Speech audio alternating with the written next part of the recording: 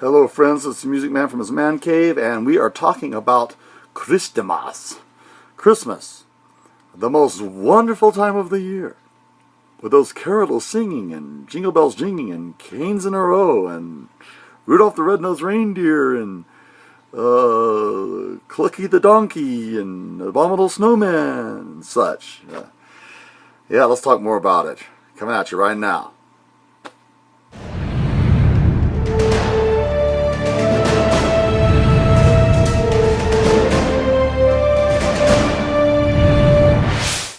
So how can you make Christmas the most wonderful time of the year? Well, there's a lot of ways to make Christmas the most wonderful time of the year. And this is going to sound kind of harsh, but number 2 on my way to make Christmas the most wonderful time of the year, besides the real reason for the holiday, is the attitude toward commercialism.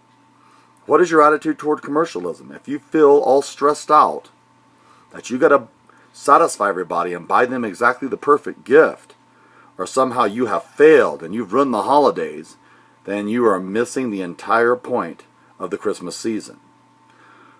This is how I like to view it.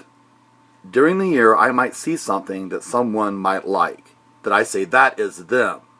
Like a friend of mine saw Darth Vader playing the piano and thought that was really funny and thought of me and bought me a t-shirt. I will wear it in one of my videos. That's how I get most of my shirts. And so that's great. That's wonderful. That's exactly what it should be.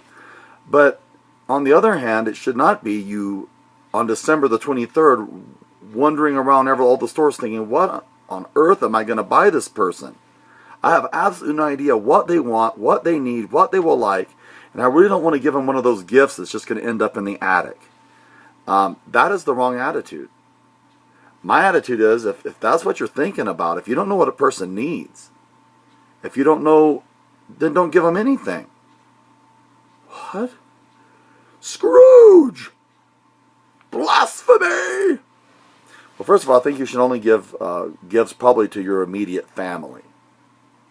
I mean, the ones that you're in contact with, the ones that you are living with, the ones that you are spending a lot of time with. That is healthy. That is right.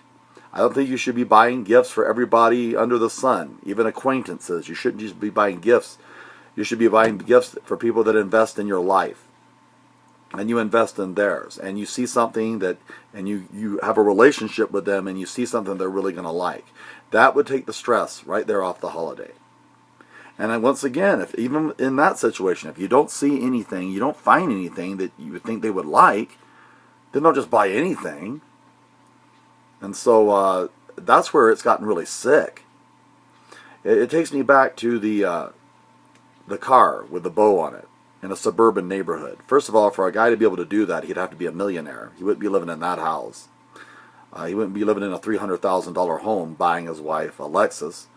But because that's almost a third of the cost of his home. But that's where that's sick, because I believe that a purchase like that is something that you need to think about, that there needs to be reflection on it. You need to think about what car you would actually can afford, the insurance and all on it, and you need to do research on it, and maybe buy a good used car or something like that. It's kind of sexist and kind of sick that the man is not giving his wife any say about the car she's going to drive.